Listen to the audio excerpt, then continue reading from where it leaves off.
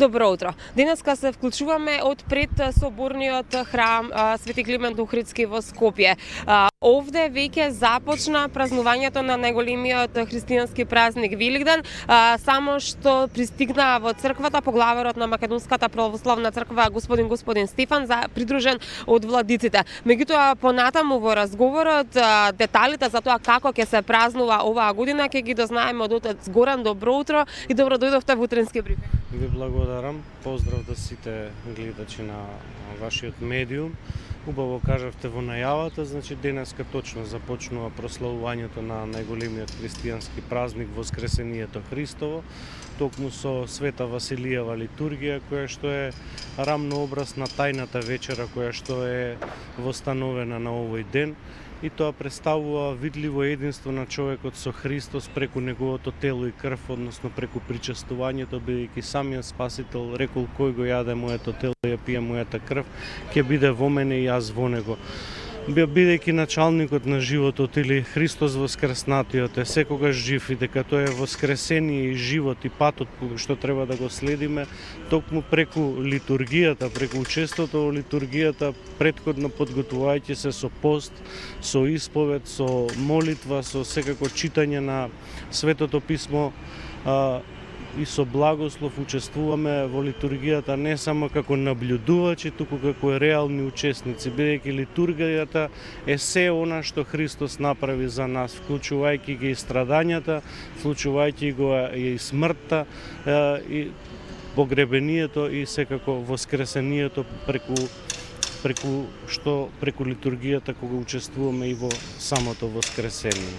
Верниците се радуваат што оваа година, конечно после 2 години, ќе можат без никакви ограничувања да присуствуваат и на богослужбите, меѓутоа и во сабота навечер традиционално да дојдат во храмовите и да ја слушнат радосната вест. Каков е распоредот и планот за оваа година? Ке нема протоколи колку што сум запозната. Па да, секако, меѓутоа треба да се знае и фактот дека црквата низ историјата поминувала разни периоди, секакви искушенија, меѓутоа и во изминатите 2 години покрај сите тие протоколи, сепак она што беше значено за богослужбата на црквата и за животот на самите верници беше реализирано онака во согласно со препорачаните правила во односната ситуација. Меѓутоа, еве веќе слава на Бога, оваа година нема да има ограничувања, па веќе започнуваат празнувањата на Велики четврток со света литургија. Вечера ќе се случува читањето на 12 страдални евангелија, изнесувањето на распетието Христово. На Велики петок веќе утрината ќе биде изнесувањето на плаштаницата, односно погребението Христово.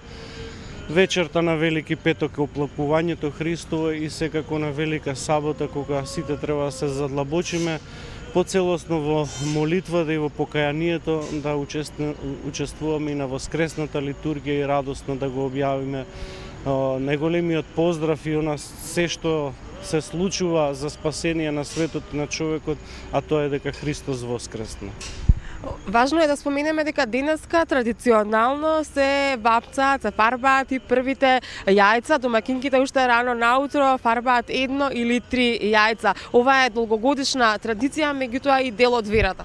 Па секако да, се во верата има смисла, така и самите обичаи. Затоа рано изутрина, уште пред да дојдат на светата литургија, значи ги бојадисувале првите великденски јајца, па потоа доаѓале на литургијата, се причестувале и така веќе се подготвуваат за наредните богослужбени денови. Би сакала да ве прашам и околу онаа недоумица, црвени јајца или шарени?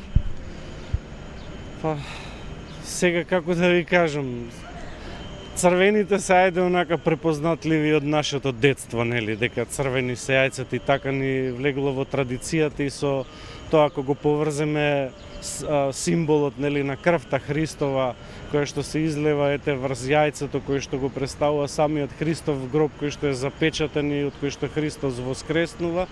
Меѓутоа, согласно сега имаме многу трендови, секој сака да биде вешт и во она што значи подготвување на великденските јајци, во спремањето и на трпезата и на се она што значи подготвување околу празникот во домашни услови. Тука некаде јас ќе ви заблагодарам за денешното вклучување во утрински брифинг. Нема да ви одземам повеќе од времето. Знам дека имате навистина исполнет ден.